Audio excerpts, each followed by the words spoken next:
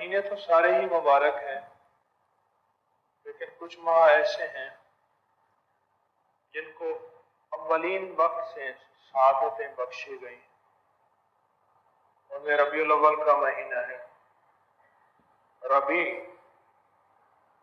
کہتے ہیں بہار کو، ربیع عربی۔ یہ پہلا پھول نکلتا ہے، پہلا پھول، اس کی طاقت خوشبو اور ہوتی ہے، یعنی بہار کا پہلا جھونکا، ربیع الاول، پہلی بہار۔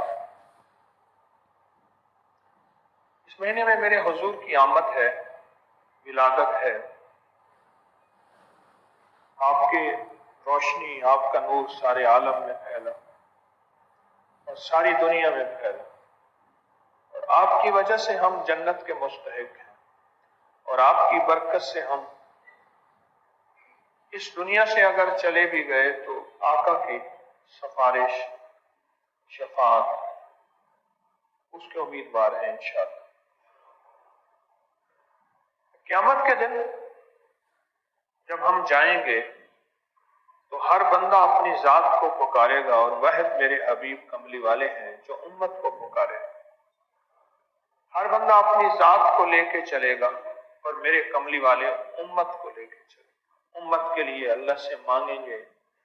روئیں گے، اور امت کے لیے دن رات فکر ہے۔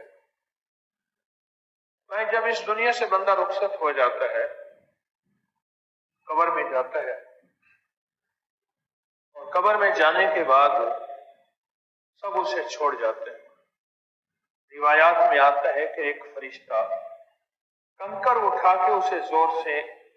اس مجمع کی طرف پھینکتا ہے جو اسے دفن کرنے آیا تھا، کنکر اٹھا کے،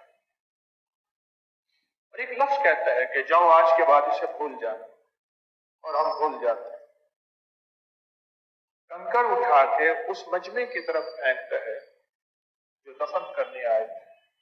اور ایک لفظ کہتا ہے کہ جاؤ آج کے بعد اسے بھول جانا، اور واقعتاً ہم اسے بھول جاتے ہیں۔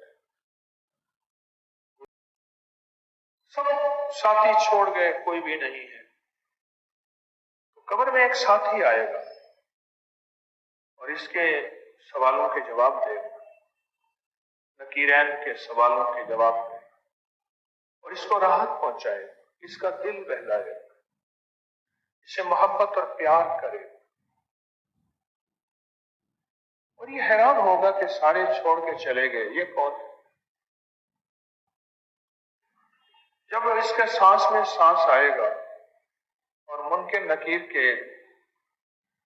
سارے سختیاں ختم ہو کے اور جنت کی بہاریں نظر آئیں گی، تو پھر یہ پوچھے گا کہ آپ کون ہیں؟ آج میرے ساتھی بنے، کیسے بنے؟ اب جو وہ شخص جواب دے گا وہ ذرا غور سے سنیے۔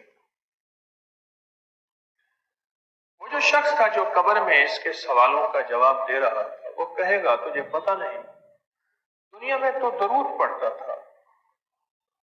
اٹھتے بیٹھتے سوتے جاگتے چلتے پھرتے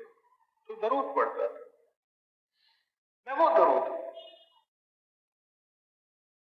تو نے دنیا میں نہیں چھوڑا، آج میں تجھے نہیں چھوڑوں، اور دنیا میں میرا ساتھ دیا، آج میں تیرا ساتھ دیا، اب سب تجھے چھوڑ کے چلے جائیں گے، میں تجھے نہیں چھوڑ، اس کا ساتھ ملے گا،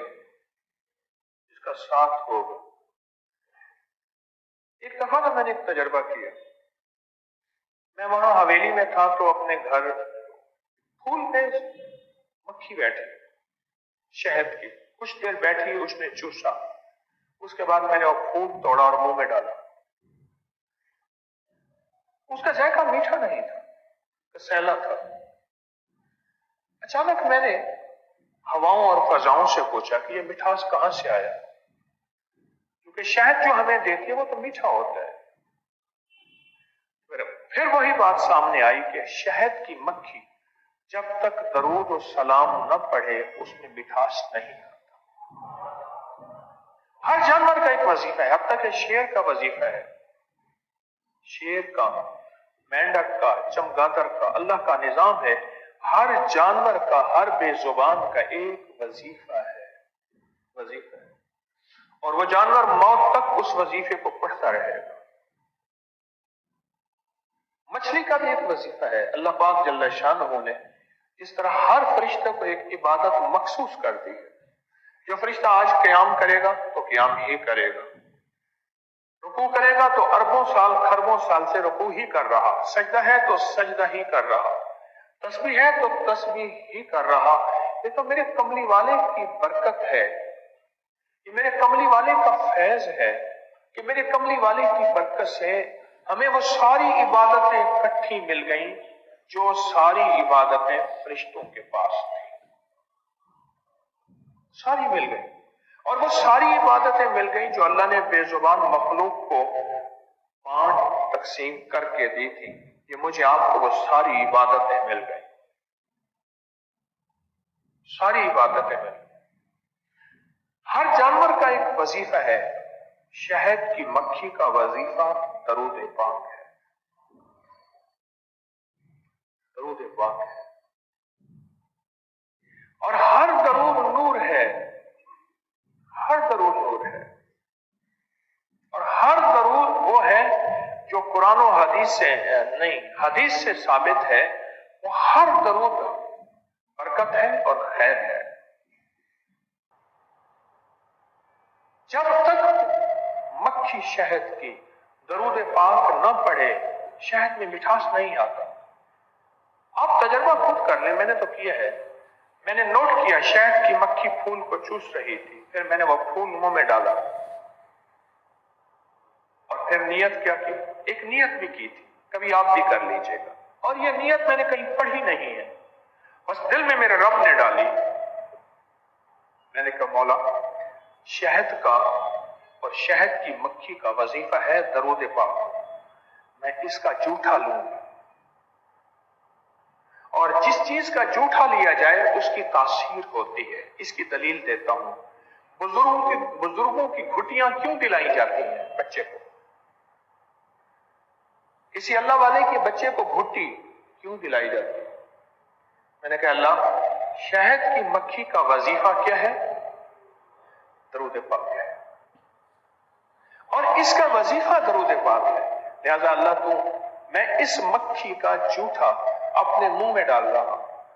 اللہ میری زبان پہ بھی ذکر اور درود پاک جاری کر دے، اور شہد کی مکھی اس درود پاک کی برکت سے مٹھاس دیتی ہے اور انسانیت کو نفع دیتی ہے، یا اللہ مجھے بھی مٹھاس دے اور میری ذات سے انسانیت کو نفع دے۔ کیوں فرماتے ہیں؟ ایک دعا مانگا کریں ہمارے بڑے، فرماتے ہیں اے اللہ مجھے اور میری ذات کو ہدایت کے ذریعے کے طور پہ قبول فرما، مجھے قبول فرما کہ میری ذات ہدایت کے لیے ذریعہ بن جائے، خیر کے لیے ذریعہ بن جائے، انسانیت کے لیے نفع مند بن جائے، اے اللہ مجھے قبول فرما۔ درود پاک اپنی زندگی میں درود پاک کا حصہ نکالا کرے، درود پاک کا حصہ نکالا کرے۔ حضرت امام زین العابدین شہنشاہ ولایت امام زین العابدین، اصل نام تھا علی بن حسین، حضرت امام حسین کے بیٹے تھے، تشریف لے جا رہے تھے، ایک بدو کو دیکھا،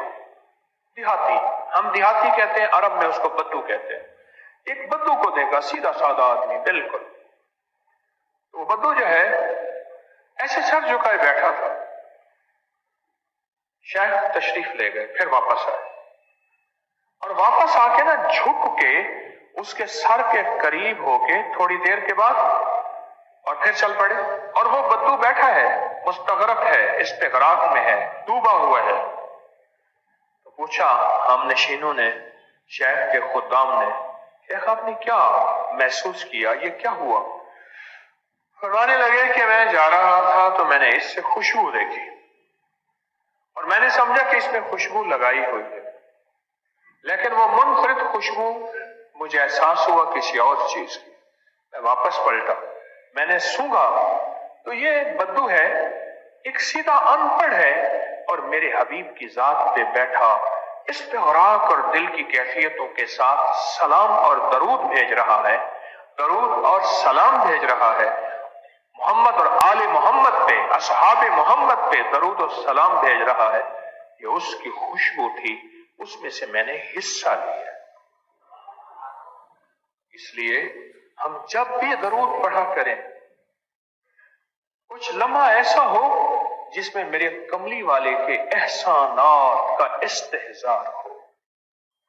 میرے حضور کے احسانات، کہ ساری دنیا کا احسان ہے، کسی محسن کا احسان ہے،